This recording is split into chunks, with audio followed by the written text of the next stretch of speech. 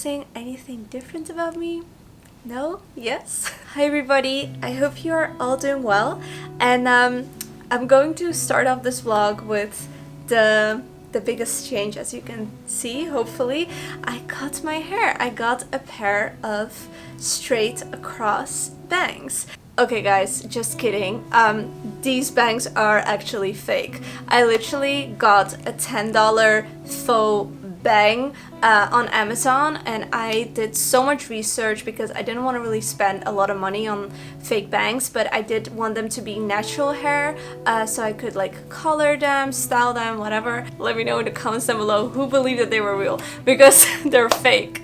And if there's one thing I'll never do in my life again, like I promise you guys, is cut bangs. Because if you have wavy hair like me, and I also have, I don't really know how it's called in English, but in Dutch it's called a kruin, and it means like the spots where your hair grows. And it's really hard to straighten my hair, to wear my hair like in a side part or anything. That's why I always have a middle part, because I have that weird spot. So the only way to actually have my bangs look like this is if they're fake, and they are. And these bangs come in different colors, so if you want to try the bang look as well, but you don't want to you know, commit to cutting your hair so short and having the weird grow out phase and everything, check out the bangs. I'll have linked them down below. I also, speaking of like beauty things, changed my nails. I did my nails yesterday, and I went for this very cool kind of Y2K cool girl on Instagram type of swirly nails. I've been seeing them on Instagram and on Pinterest, everywhere, and I decided to do it myself. These are my natural nails, by the way. I always get a lot of questions. I'm doing my nails myself now because it's saving me so much money.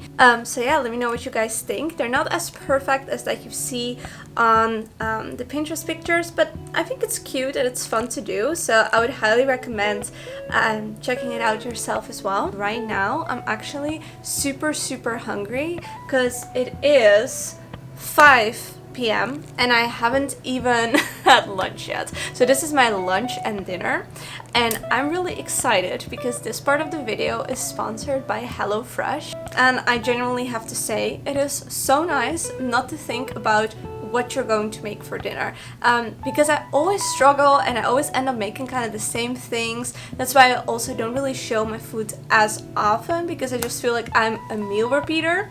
So this is actually really good for me because I'm learning some new skills. And since Sebi isn't here, aka my grocery store helper, he always carries all my groceries, which is so sweet. Yeah, so since he isn't here, it's just so much more convenient that I get all my groceries shipped to my door. So the HelloFresh box that I chose is the vegetarian one, because I've been vegetarian now for almost 5 years already. Wow, that's so long. And I also have a discount code for you guys, because if you use the code LilyLikeCom 12, you will get up to 12 meals with your 4 boxes with HelloFresh. So this big HelloFresh box is what I'm going to be unboxing right now with you. So when you unbox this, all the meals come in these recyclable bags, and it's quite organized because you have all the ingredients per meal in one bag, which is really nice. And then these right here are all the meals, and I really like the fact that it comes in this printable, because you can save this, and then whenever you don't really know what to cook, you kind of have your own recipe book, which is really cool because all the steps are on the back. First of all, we have the lemon tortelloni Palermo with roasted bell pepper and parmesan. This sounds right up my alley. I kind of want to go for this because today is a day that I need some pasta.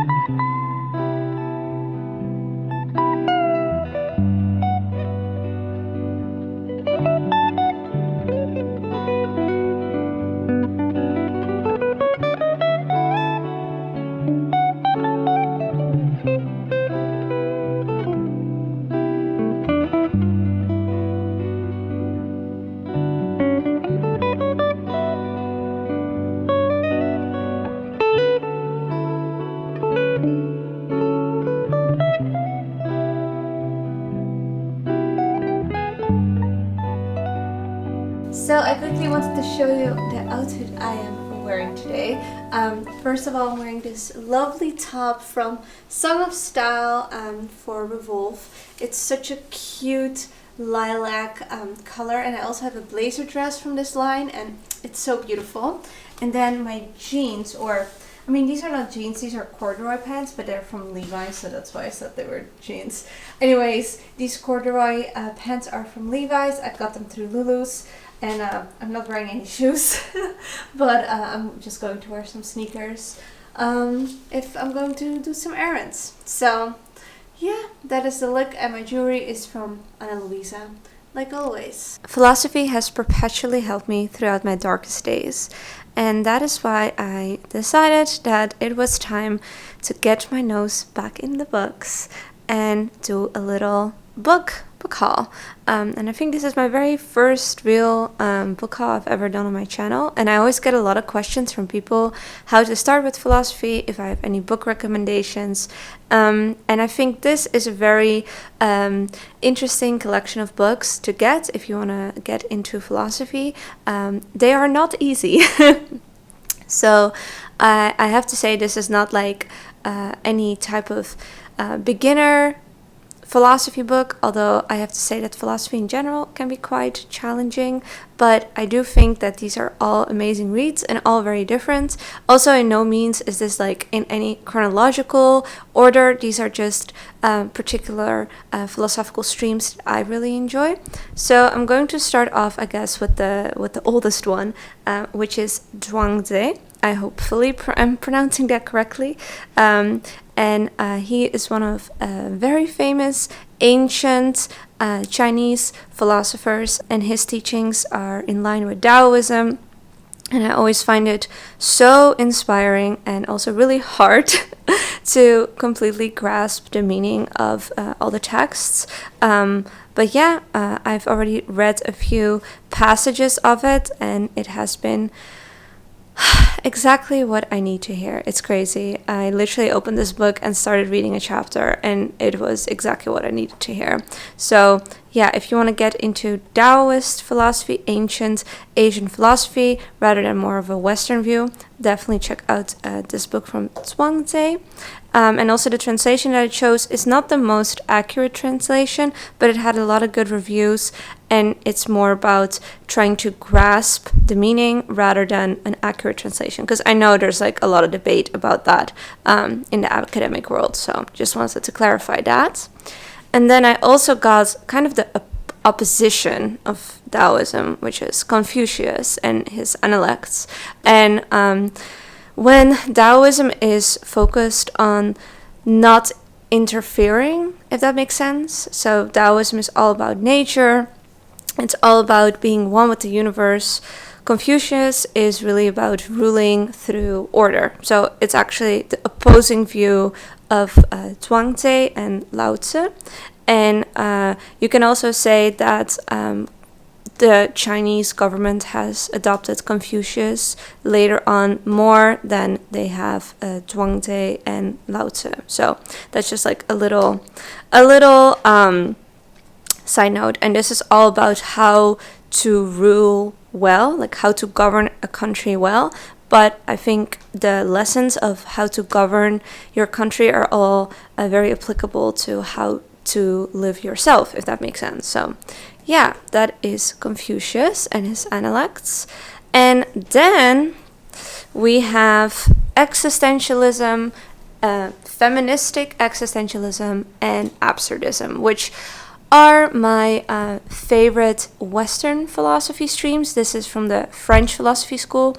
Throughout the 18th, 19th, 20th century, the European school of thought could be divided in the German school of thought, which was focused on empiricism, and the French school of thought, which was focused on rationalism. And that is personally my favorite. I'm not that big of a fan of the German school because I believe focusing more on the mind and on the metaphysical rather than on empiricism and what we can physically feel and discover, if that makes sense.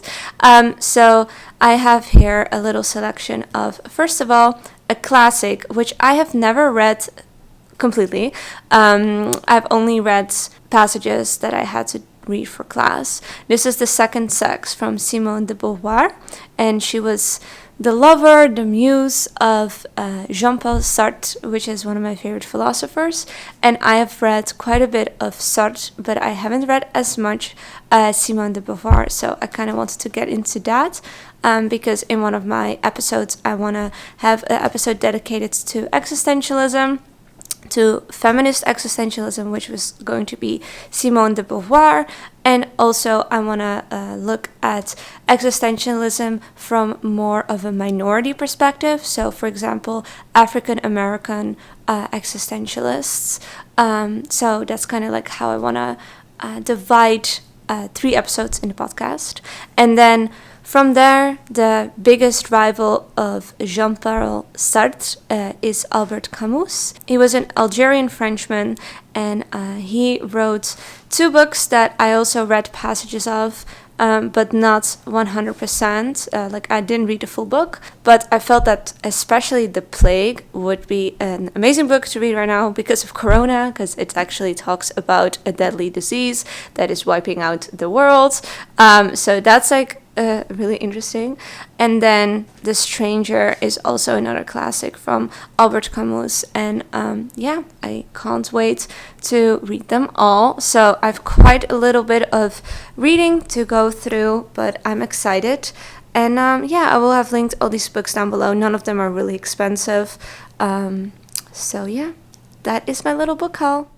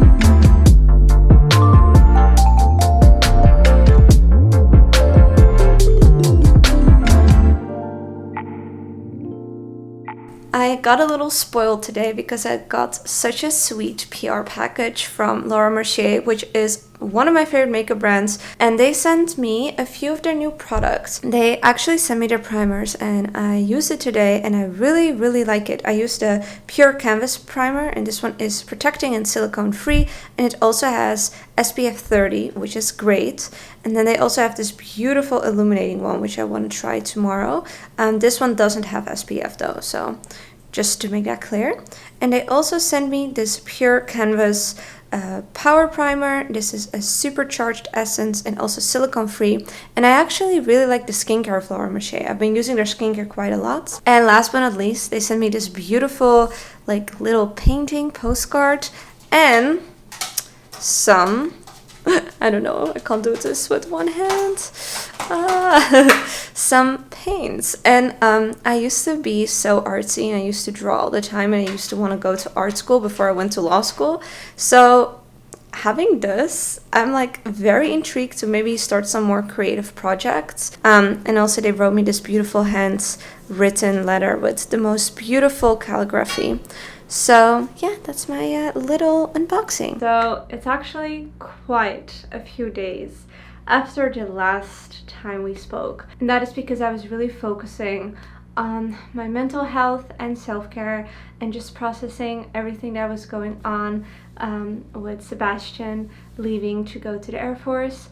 And yeah, I just didn't really feel like picking up the camera. I'm honestly so grateful for the friends that I have here. I never really had a big group of friends ever in my life. I've always been a person that has either one or two really good best friends, and for the longest time I kind of felt like I didn't really have that in Los Angeles, but my friends here right now really stepped up and been so incredibly kind and supportive and just there for me. And I don't want to get emotional, but I just know how rare it is to find people that you really resonate with, that you connect with, that you feel like they have the same type of soul and the same type of thinking as you.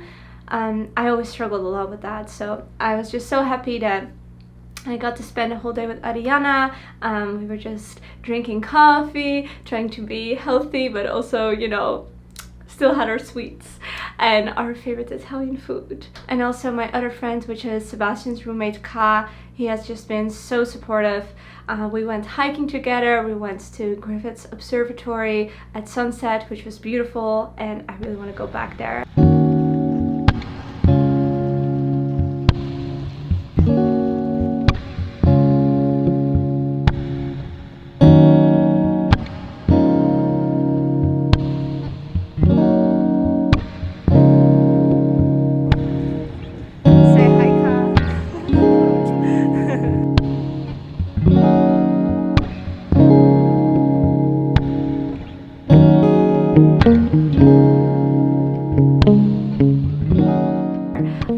And he also brought me all this vegan Buddhist food, which was so good. Amazing. And yeah, it was just like really sweet and thoughtful of everybody. And I also decided to get back into roller skating. I actually went roller skating once, but I don't really have any footage of it. Sorry about that, because I tried filming something, but it was just really hot and I wasn't really in the mood. But today I'm going again, and I'm going to film a little bit more today. I also wanted to thank you all for the sweet comments and messages you left me. So many of you are in a long distance relationship. So many of you have a military background or have a spouse, a boyfriend, girlfriend, whatever, in the military. And it was very reassuring to read about it. It's hitting me harder than I thought. Being a military girlfriend was just something I never wanted for myself. And again, I believe in supporting my partner as much as I can. Like, support to me is one of the pillars of a relationship. So if, you know, if it's somebody's dream and it's not mine, who am I to say no? You know, like, I will never, I don't know, I will always be supportive if it's not my dream. But obviously being alone right now, and even though this is just the second week, it just got me thinking that, you know, am I ready for a life where I'm going to be alone for months? And it's something I never wanted. Like, I always told myself I never want to do a long distance relationship. So I kind of was misinformed with the amount of contact that we would have. Ever since he left, I haven't been able to talk to him. So I have no idea how he's doing. I haven't received any letters yet, so there's been zero contact. And going from seeing each other every day to zero contact is just very intense. So yeah, but again, I will never not support the dreams of my partner. I believe support is so important. So I'll never be somebody that's going to say to my partner or my friends or anybody, don't do it, like don't follow your dreams. If something is what you want to achieve, what you want to do, I'm all for it. But I also have to think about what I want and what kind of life I want to live. So it's just something that I have to figure out, I guess, for myself these upcoming months. Like if I'm fine or if I'm just like, you know, this is too hard, I can't do it. I don't know. I don't want to sound negative, but I also want to be real with you. And relationships and dating is hard. And even if you love somebody, relationships are work. And yeah, that's... Anyway, I don't want to get emotional because I've been very sad and emotional all the time because obviously I miss Sebi a lot and I can't wait to hear from him. But yeah, I'm just happy that I'm not all by myself, that my friends are for me here, and that I can do some things that I enjoy. So anyways, time to go rollerblading. Time to rollerblade.